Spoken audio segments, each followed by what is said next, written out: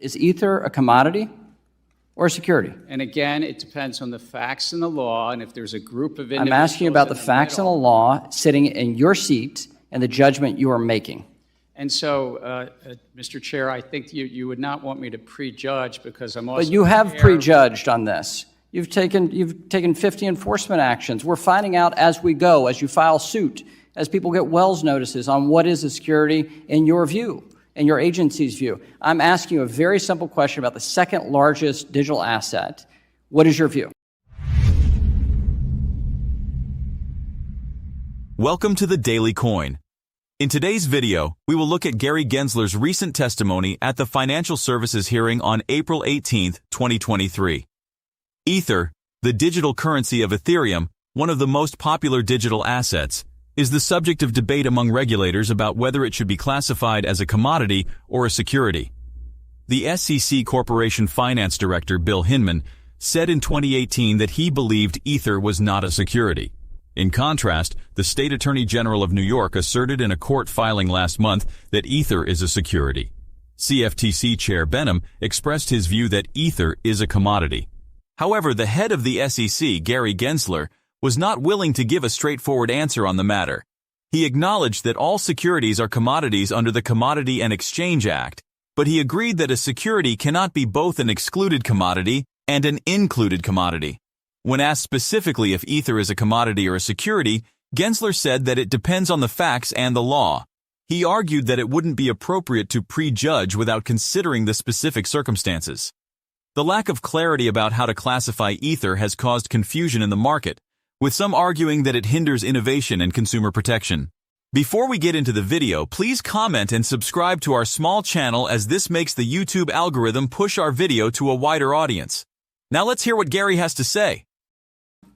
Ether is one of the most popular digital assets and powers the Ethereum blockchain.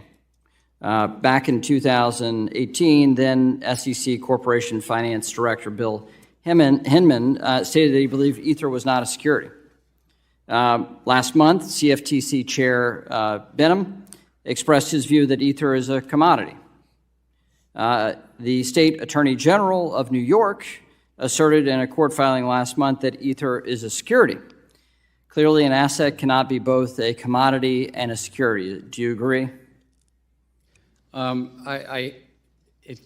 Actually, all securities are commodity under the Commodity and Exchange Act. It's that we are excluded commodities. But I would agree that a security cannot be also an excluded commodity and an included commodity. I'm sorry, Chair, just to talk about the Commodity Exchange Act more precisely. Okay, so do you recognize, how would you categorize Ether then? Look, I think that the general sweep of what Congress did, not just in the 30s, but as amended. I'm asking you, sitting in your chair now, to make an assessment under the laws as exist. Is Ether a commodity or a security? Without speaking to anyone. I know you've repeatedly said you're not going to speak to one, except you've spoken to one, Bitcoin.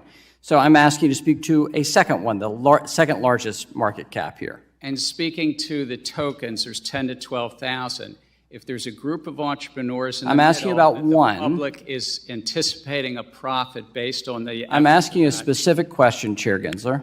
I said this in private. This should be no shock to you. I'm asking this question. Is Ether a commodity or a security? And again, it depends on the facts and the law, and if there's a group of individuals. I'm asking you about the facts and the law sitting in your seat and the judgment you are making. And so, Mr. Chair, I think you would not want me to prejudge because I'm also. But you have prejudged on this. You've taken 50 enforcement actions. We're finding out as we go, as you file suit, as people get Wells notices on what is a security in your view, in your agency's view. I'm asking you a very simple question about the second largest digital asset. What is your view? And my view is if there's a group of individuals in the middle that the public is anticipating. All right, so let me just ask a second question then. Do you think it serves the market for an object to be viewed by the commodities regulator as a commodity and the securities regulator to be viewed as a security? Do you think that provides safety and soundness for the product? Do you think it provides consumer protection? Do you think it serves the value of innovation? I think no should be a very simple answer for you here. I think That uncertainty is bad, is it not? And I think that Congress has said that there's one agency, the Securities and Exchange Commission, under this committee. And you won't answer my question, and you're the head of that agency. So give me a break. Come on. I'm answering it in the generic because you would not want me to speak about any one set of facts and circumstance. Okay, so, but you've already spoken. Have you said anything about Bitcoin? My predecessors and the agency itself has spoken to them. Okay, Yes. but you're not willing to do the same about Ether. Okay, so let me just step back.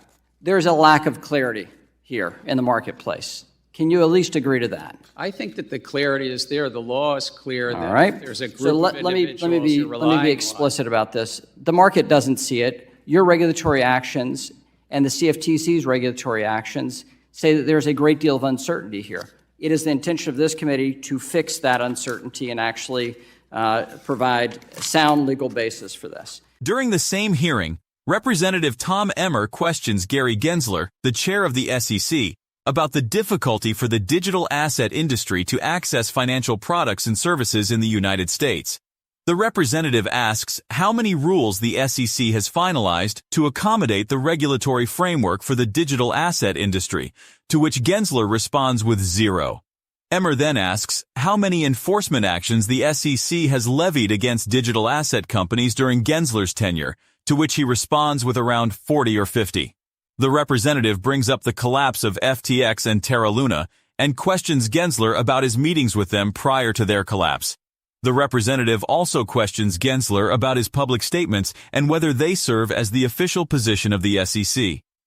Now let's hear how Gary responds to Emmer's questions. Mr. Emmer is now recognized for 5 minutes. Thank you. Chair Gensler, I have a lot of questions and a limited amount of time, so if you could keep your answers to either a yes or a no, that will allow us to get through as many as possible, sir. From your perspective, is it more difficult now for the digital asset industry to access financial products and services in the United States than it was, say, 2 years ago?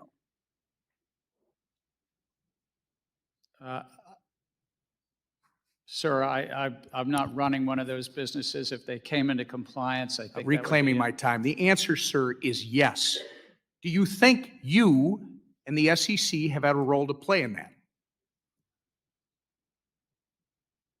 I think we have a role to protect the American investor and the capital markets and the Reclaiming my time, sir. You have played an obvious role in that. During your tenure at the SEC, how many rules has the SEC finalized that actually accommodate the existing regulatory framework and are specifically to the digital asset industry so the crypto market can come into compliance?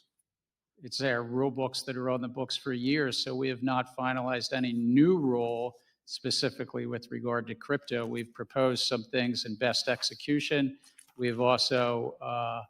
Sir, reclaiming my time, the answer is 0. And how many enforcement actions has the SEC levied against digital asset companies during your tenure, sir? I think it's probably 40 or 50. The answer, sir, is about 55. My understanding is that the biggest crypto failure in history is probably FTX at $9 billion. Were you the chairman of the SEC when FTX collapsed? Yes.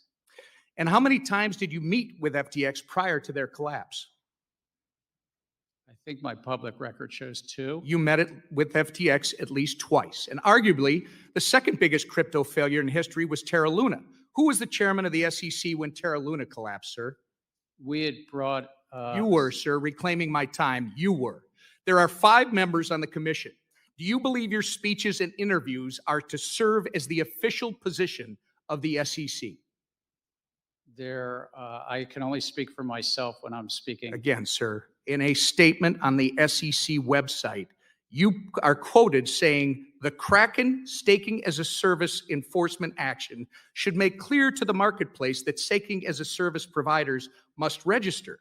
But again, you haven't provided any rules for how that can be done. I must remind you, your public statements are not regulations. It's not responsible to expect the American people to assume your statements are a substitute for rules. Do you agree with this statement regarding the digital asset industry? The SEC needs additional congressional authorities to prevent transactions, products, and platforms from falling between the regulatory cracks. I think that it's a largely non-compliant field. And we Sir, could use again, additional I asked you to resources. comply with my questions, and I'm asking you if you agree with that quote. And I'm going to tell you, I'm quoting you from an August 3rd, 2021 article where you, and I believe you told Congressman Hill earlier that you need congressional authority to regulate stablecoins, and stablecoins happen to be a significant percentage of the crypto market. So the question is, when were you telling the truth? To Mr. Hill or to me? You've got to start answering these questions in a more transparent manner, sir. Does it concern you, by the way, that your approach to the digital asset industry is actually driving this industry out of the United States? We're trying to drive it to compliance, and if they're not complying with the laws, then they shouldn't be offering their products. Reclaiming my to time. investors. Madam Chair, I would like to enter into the record this Wall Street Journal article from April 14th, 2023, detailing China's ploy to open its banking system to crypto firms in an effort to seize an opportunity created by our hostile regulatory environment, which, Mr. Chair, you're a big part of. Without Look, objection. Chair Gensler, FTX was domiciled abroad and so is Binance, yet American consumers still had access to both. You can't really think that pushing this industry abroad is going to protect American consumers when it hasn't several times in the past on your watch. You say the crypto market is rife with non-compliance. However, existing SEC rules make no sense for blockchain-based companies, and following them would actually kill these businesses. Your regulatory style lacks flexibility and nuance, and as a result, you've been an incompetent cop on the beat, doing nothing to protect everyday Americans and pushing American firms into the hands of the CCP. Your intention to work against SEC mission and put American investors in harm's way has been made very apparent, sir. It's been a year and a half since you've appeared before this committee. You need to answer to Congress about the issues that you've had with the SEC staff union, the work environment you've cultivated at the SEC that's led to hemorrhaging of senior staff, the intellectual inconsistency of your regulatory treatment towards Bitcoin spot ETFs, and your politicization of capital formation opportunities Gentleman's time through has your treatment of expired. certain SPACs. And that's just to name a few. Thank you. What do you think the future holds for the regulation of cryptocurrencies and digital assets? What impact do you think regulatory uncertainty has on the adoption and use of digital assets? Let us know in the comments. Thanks for watching.